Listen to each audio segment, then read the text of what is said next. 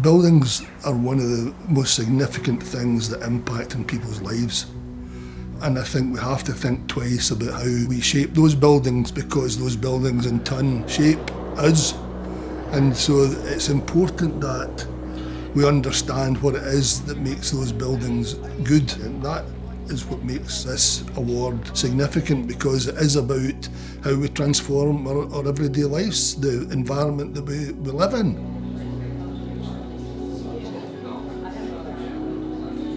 The three judges, myself, Mary Duggan, Richard Wade and CEO of RIAS, Tamsy Thompson, went and visited each of the buildings. The main things we were talking about was accessibility, so that each of the buildings should be something that we can actually get into and the public can get into.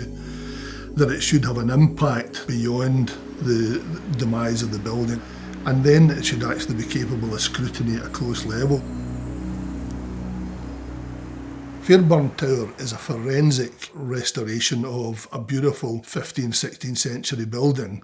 It's been immaculately well done, but equally the 20th century insertions into that building are themselves beautiful pieces of contemporary construction. The Gairseal Bridge was one that excited us simply because it was a very, very elegant solution to crossing the River Dee. Equally, the impact that that has on the community round about is a significant impact. Union Terrace Gardens was another project that has a wider impact because it's part of the city of Aberdeen. What we saw was a project that was extremely beautiful, landscaping and planting that was practically Botanic Gardens quality, coupled with three beautifully engineered and beautifully detailed pavilions. And then finally, the Nucleus building sits at a crossroads physically within the King's campus at Edinburgh University, but also I think at a crossroads in terms of how university buildings are funded and used. The unanimous winner from the jury's point of view is Union Terrace Gardens from LDA Landscape and Stallan-Brand Architects. The project itself consists of a number of different contrasting elements, from large-scale civil engineering works to very delicate conservation work.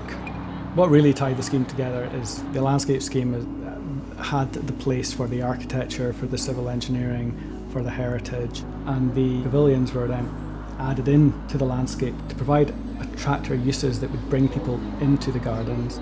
This is starting to sort of almost be a catalyst for the wider improvements to the city centre, so it seems to be working that this is going to have a knock-on effect. When Andrew Doolan started off the Doolan Prize, his only remit was that it had to be a building of excellence in Scotland. It wasn't about scale, it wasn't about value, it is about how quality can be seen to be relevant, and the quality of design and the quality of construction are merged together in something that is a holistic piece of work that is better than, if you like, the sum of the parts.